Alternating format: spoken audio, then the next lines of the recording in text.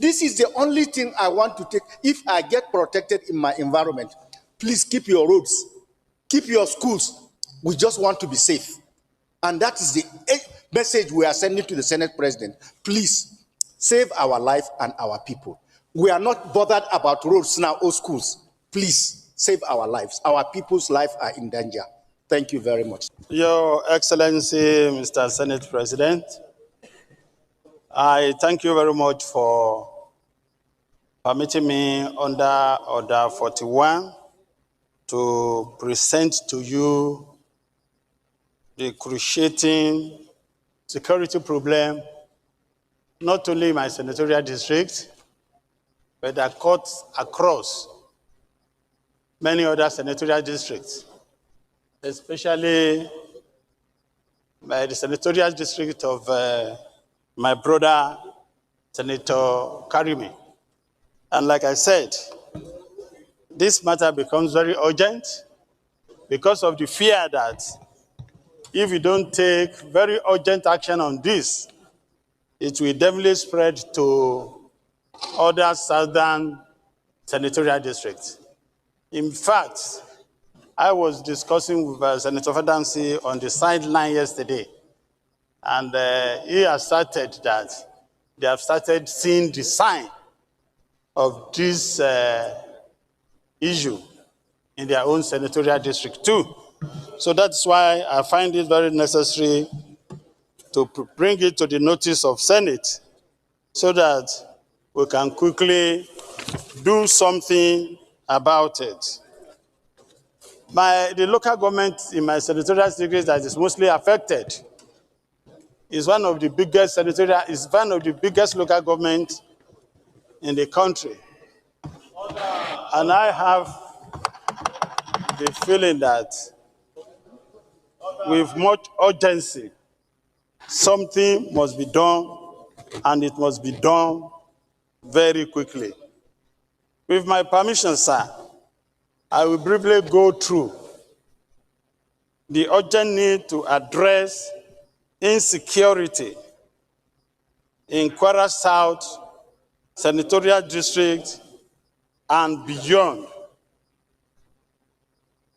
and particularly in the federal local government area, call for immediate and comprehensive federal intervention.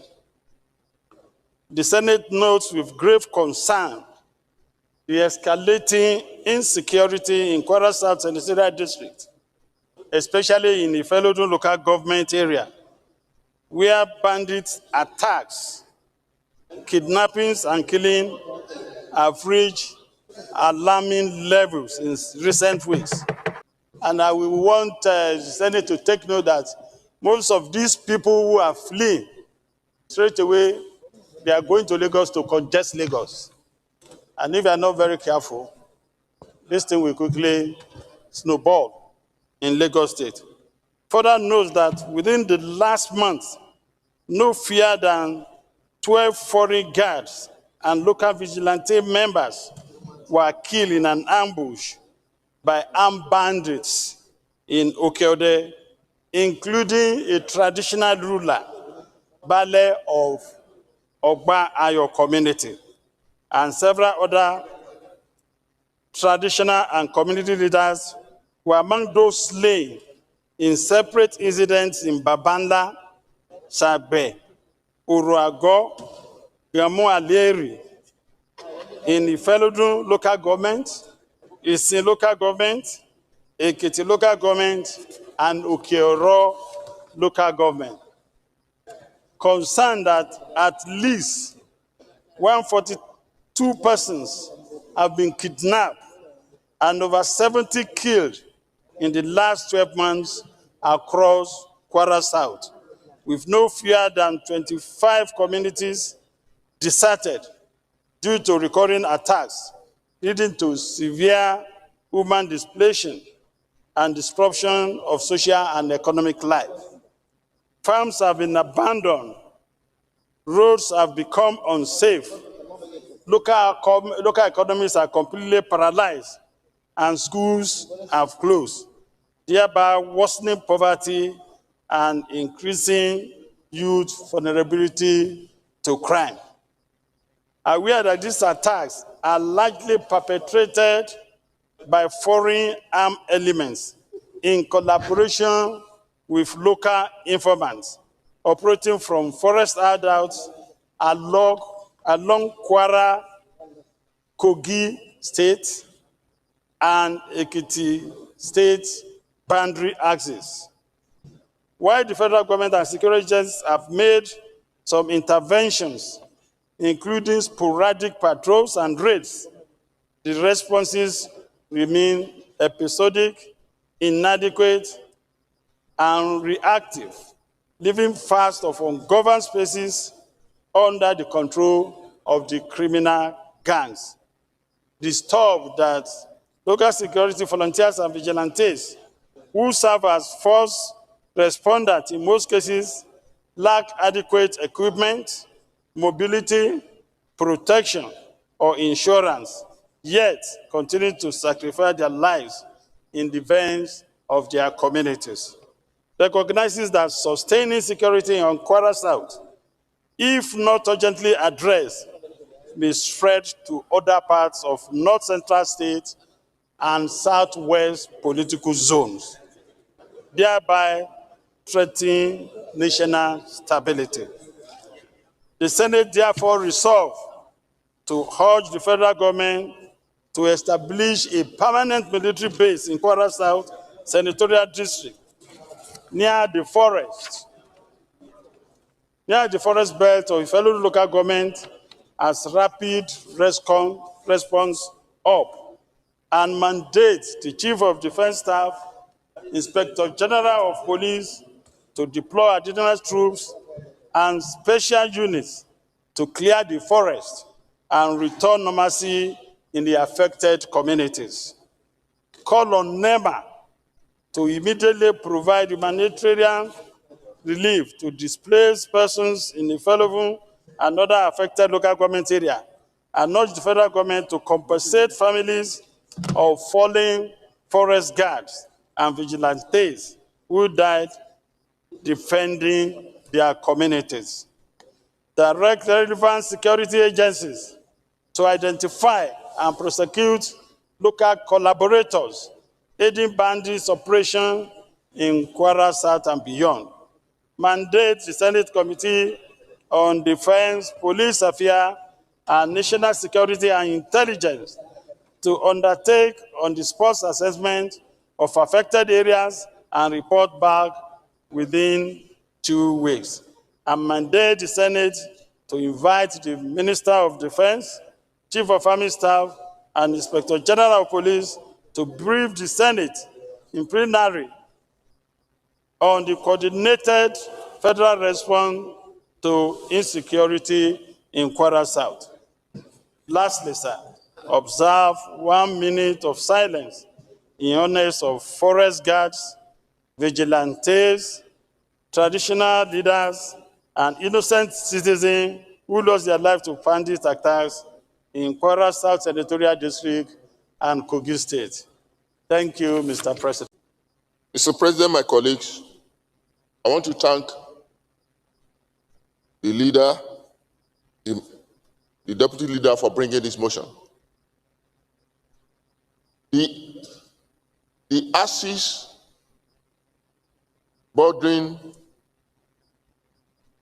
Kwara South Senatorial District, Kogi West, and Niger State has become the axis of evil for these criminal elements. Mr. President, in the last 6 months, our people have been under attacks every day. Kidnapping, killing, and looting. In fact, a part of my senatorial district, every part of my senatorial district, all local governments in my senatorial district has been attacked by these people. And they even took over some communities. In fact, one of the commissioners that traveled with my governor to the affected area called me yesterday and said Do you know they have taken over these communities? They did not only take over, our people fled from those communities, and they broke down their homes and took over their homes.